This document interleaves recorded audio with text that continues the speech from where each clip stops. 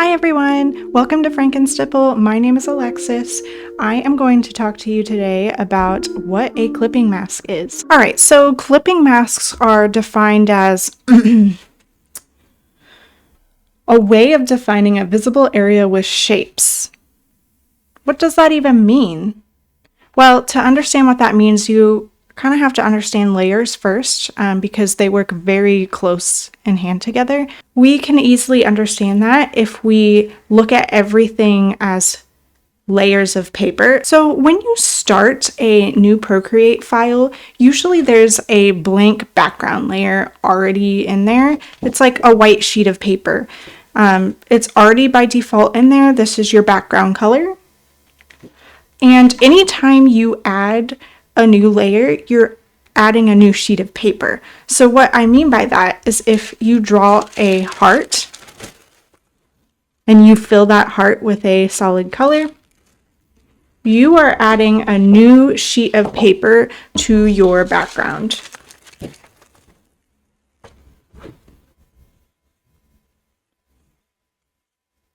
Now, if you wanted to make this a smiley face heart, again, new sheet of paper. Layered over top. And these are essentially layers, just stacking on top of each other. And in order to understand how a clipping mask works, is it's going to affect layers in entirety. So let's say I wanted to add stripes as a clipping mask onto something. So these stripes you could have made in a different file, you could have made them on a brand new layer, or you could snap a photo, add it.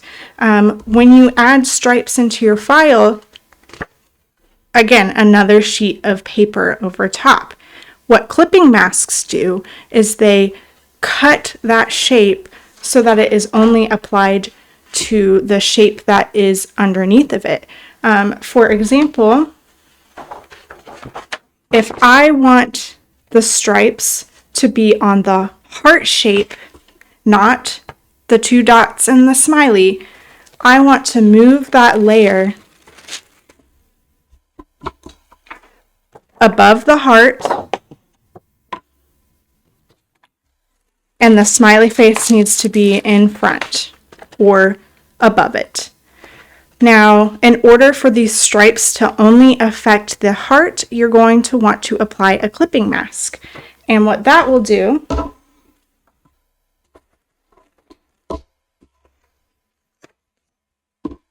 is once the clipping mask is applied, you have your heart, it's going to clip to that heart shape. That is so hard to do backwards. There we go. It's going to clip to that heart shape, and the layer above it will be totally unaffected. So now that you kind of understand how it works and how it really relies on layers, when would you want to use this? Well, I've got 5 examples. The first one I kind of already showed you. It's to fill in a shape. This can become really handy when you're doing portraits, if you're doing any sort of textures for shirts. To make this quicker, let me go to Unsplash and search up a portrait that I can trace really quick. Okay, let's do this one. Let me place that in.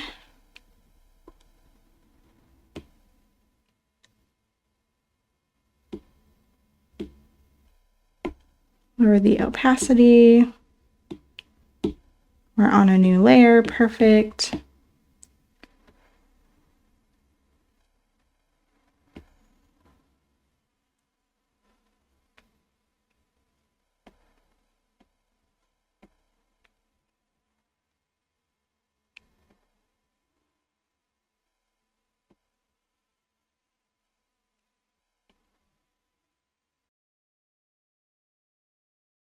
Like a prestigious potato.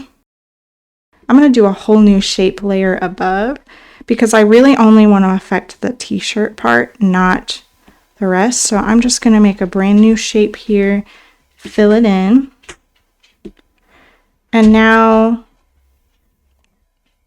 let's just find something. Let's go above. Let's say we want purple. We want to do a nice striped shirt.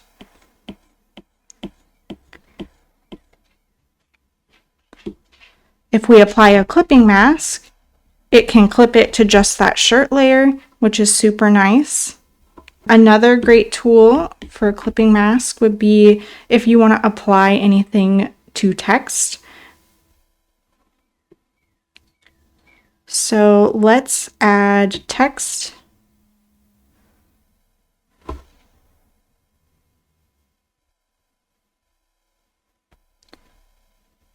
Does anyone else just constantly struggle with text layers? All right, we're going to pretend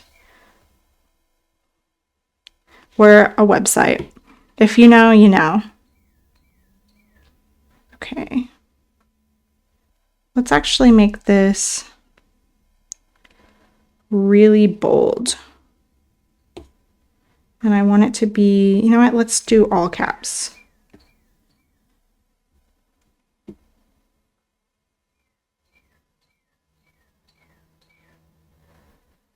Let's say I want to add these same stripes. I'll redo them, but with dark layers. I again have the layer above the text that I want to affect. Once I apply a clipping mask, it also keeps the text editable. Another great tool, let's pull this photo up again, is if you wanted to crop photos really quickly into any shape that you want.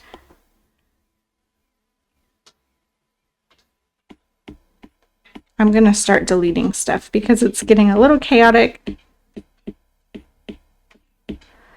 So let's say I want to crop this into a heart shape. I could totally do that. Brand new layer. I'm going to draw my heart. You just want to make sure you fill it. And if you do a clipping mask,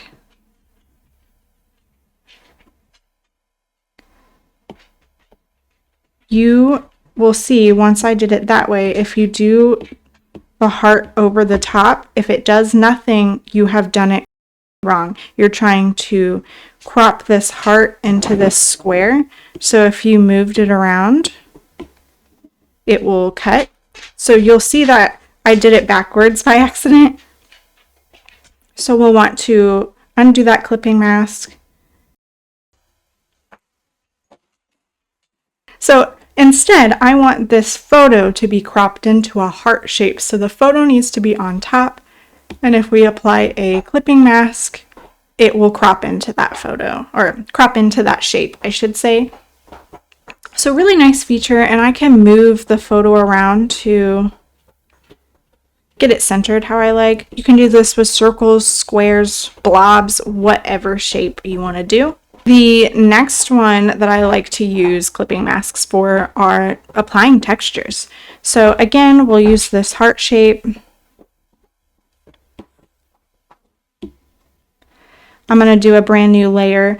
This is something I want to crop to the heart, so it will be above. And I could grab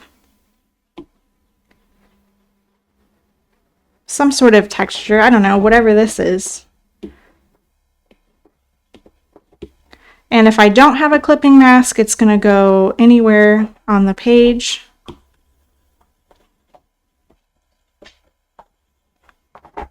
If I apply that clipping mask, it has been adjusted to just the heart shape, which is a nice way to add paper textures, any sort of grungy textures, or really any vibe you're trying to go for.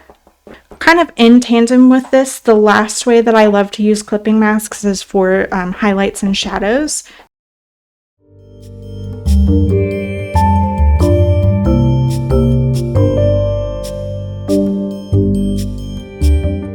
Okay, under airbrushing, soft brush is really great for adding, especially highlights, but you can add shadows as well. So we can shade the heart with a darker shade of purple.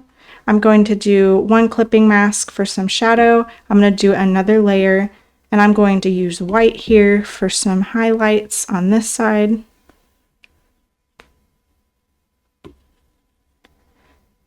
And then I can apply that clipping mask, and there's multiple being on that heart. So that's a great way to add some details or even gradient. Lots of fun to just practice. And sometimes shadows can be a little bit too intense, so you can also go in here and mess with the opacity of them. This is a highlight, not a shadow. Need more caffeine. You can also adjust what kind of blending mode is affecting that. But mostly I like to play with the opacity to make it a little less intense.